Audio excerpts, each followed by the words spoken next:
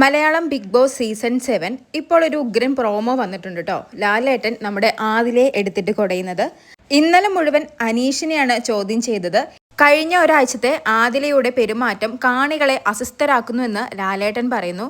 അതിന് ആദില പറയുന്നത് ഇറിറ്റേറ്റഡ് ആയി പോയപ്പോൾ വന്നു പോയതാ. ആദിലയുടെ അനീഷിനോടുള്ള പെരുമാറ്റത്തെക്കുറിച്ചാണ് ലാലേട്ടൻ ചോദിക്കുന്നത്. ഇറിറ്റേഷൻ എല്ലാവർക്കും ഇല്ലെന്നൊക്കെ ലാലേട്ടൻ പറയുന്നു. അനീഷ് പറയുന്നത് വ്യക്തിവിരോധമുള്ളതുപോലെ എനിക്ക് തോന്നിയിട്ടുണ്ട്, അതായത് ആദിലയ്ക്ക് അനീഷിനോട് വ്യക്തിവിരോധമുള്ളതുപോലെ തോന്നിയിട്ടുണ്ട് എന്ന്. ദേഹോപദ്രവത്തിലേക്ക് പോയോന്ന് ലാലേട്ടൻ ചോദിക്കുമ്പോൾ ആദില പറയുന്നത് ദേഹത്തുന്തിയപ്പോൾ ഞാൻ പെട്ടെന്ന് ഉന്തിയതാണ്. ഈ കാര്യത്തെക്കുറിച്ച് അക്ബറും ആര്യനും ആദിലയോട് സംസാരിച്ചപ്പോൾ ആദില പറഞ്ഞത് അതെന്റെ റിഫ്ലക്സ് ആക്ഷനാണ് എന്നാണ്. അനീഷ് ആദിലയെ ഉന്തി, അതിനു പകരമായി ആദില അനീഷിന്റെ മുതുകത്ത് ഇടിച്ചു. പക്ഷേ ആദിലയുടെ ആ കള്ളത്തരവും ലാലേട്ടൻ ഇവിടെ പൊളിച്ചടുക്കിയിരിക്കുകയാണ്. ലാലേട്ടൻ പറയുന്നത് റിഫ്ലക്സ് എന്ന് പറയുന്നത് ഇമ്മീഡിയറ്റ് വരേണ്ടതാണ്, അത് കുറച്ച് ദിവസം കഴിഞ്ഞ് വരുന്നതല്ല.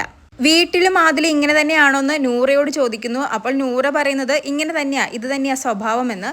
അപ്പോൾ നൂറ എങ്ങനെ സഹിക്കുന്നു എന്ന് ലാലേട്ടൻ ചോദിക്കുന്നു. അതിന് നൂറ പറയുന്നത് എന്ത് ചെയ്യാനാ, പെട്ടുപോയില്ലേ എന്നാണ്. എന്തോ അവസാനം നൂറയുടെ വായിൽ നിന്നും സത്യാവസ്ഥ വന്നതുപോലെയാണ്.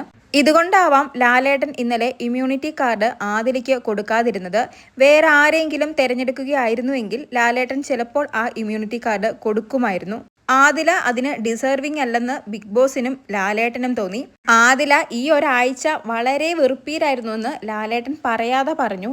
ആദില ഒന്ന് ആക്റ്റീവ് ആവാൻ നോക്കിയതാണ്, പക്ഷെ ഭയങ്കര വെറുപ്പീരായിരുന്നു. ഷാനവാസ് കുറച്ചു മുമ്പ് പറഞ്ഞതുപോലെ ബോറടിച്ചു തുടങ്ങിയിരുന്നു അനീഷ് ആദില ആ ഒരു കോംബോ.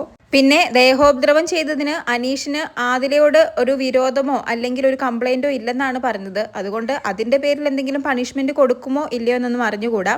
എന്ത് സംഭവിക്കുമെന്നറിയാൻ വേണ്ടി നമുക്ക് എപ്പിസോഡിന് വേണ്ടി കാത്തിരിക്കാം. കൂടുതൽ ലൈവ് അപ്ഡേറ്റുകളുമായി വീണ്ടും വരാം.